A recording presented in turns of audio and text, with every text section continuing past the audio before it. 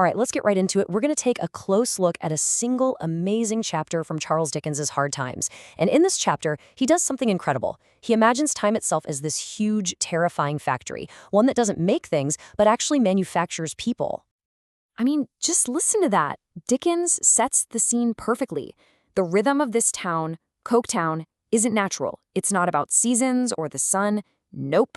It's the relentless, grinding rhythm of a machine. In this world, you don't really live life. You're just processed. People are the raw material. Fuel is consumed. And at the end of the day, the only thing that matters is how much money was made.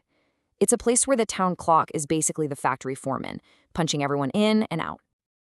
And here it is, the central idea for the whole chapter, the great manufacturer. Say, Dickens isn't just talking about a clock on the wall. He's turned time into this giant, faceless factory.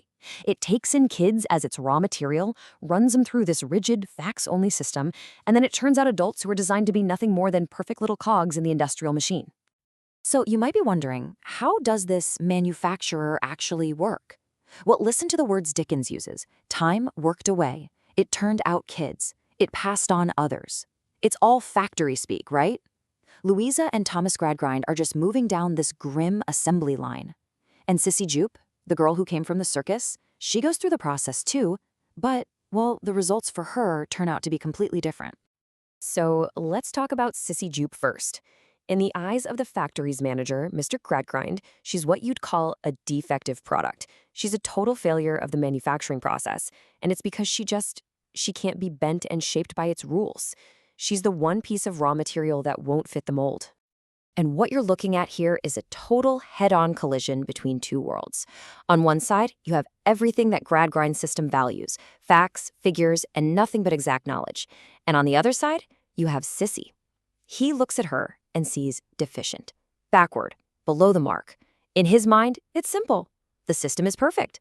So if she doesn't fit, the failure must be hers. But then, something really interesting happens. Right after he basically calls her a complete failure, Gradgrind can't quite dismiss her. He's forced to admit that she has qualities his system has no way to measure. She's affectionate, earnest, good. He doesn't have a box to check for that, so he just stammers out, "We must make that do." For a guy like Gradgrind, that's like a computer getting an error message it just can't understand. It's a huge crack in his whole worldview. And that's really the heart of it, isn't it? Sissy's humanity is the glitch in Gradgrind's system. You just can't put goodness in a spreadsheet. You can't chart empathy on a graph.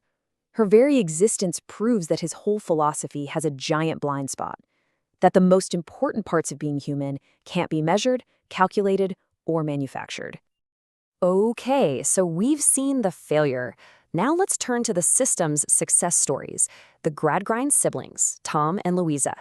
These two are the prize exhibits, the finished products that came off the assembly line exactly as planned.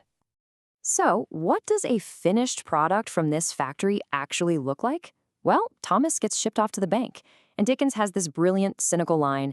He says Thomas is great at calculations relative to number one.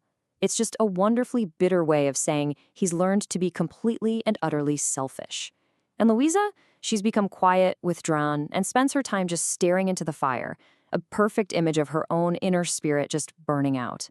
They're successes by the system's standards, but inside, they're completely hollow. And it's this very hollowness that sets the stage for the chilling climax of the chapter. We get a conversation between brother and sister that shows us the true, horrifying result of their education. So, Tom shows up, and at first you might think, oh, a casual family visit. But listen to his first question. It's not, "Hey Lou, how are you doing?" It's a fishing expedition. He's not there to connect with his sister. He's there on business. He starts by dangling this piece of insider info. Dad is having a secret meeting with Mr. Bounderby, the rich old banker. And he makes sure Louisa knows that she is the subject of this meeting. He's laying the groundwork, setting the trap. And then, bam, there it is. The mask comes right off. He basically tells her to marry Bounderby, not for her happiness, not for love, but because it would be a splendid thing for me. Her entire future is being framed as nothing more than a great career move for him. So let's go back to our big question. What is being manufactured in this conversation? It's not just an idea. It's a deal. This isn't a family talk. This is the cold, hard logic of the factory being applied to a human relationship. A transaction is being finalized. This is the final step. Louisa, the star product of the Gradgrind system, is now being sold.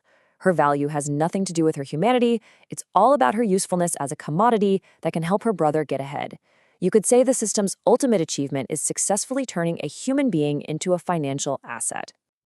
After Tom leaves, the room gets quiet, and we're left alone with Louisa and one of the most haunting final images in the whole book, as she just sits there and thinks about the fate that's been manufactured for her. Dickens brings us right back to that manufacturing metaphor, but he shifts it slightly from a factory to a loom, with time as the spinner.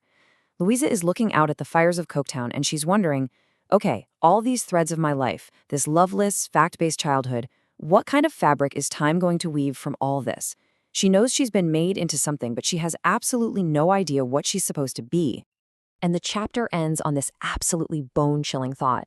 The great manufacturer, the system that made her, offers zero answers. Its factory is secret, its work is silent, and its hands, the forces shaping her life, are mute. Think about that. There's no one to complain to, no customer service line, no instruction manual. She is completely trapped with no blueprint for her own future. And it leaves us with that huge question just hanging in the smoky air.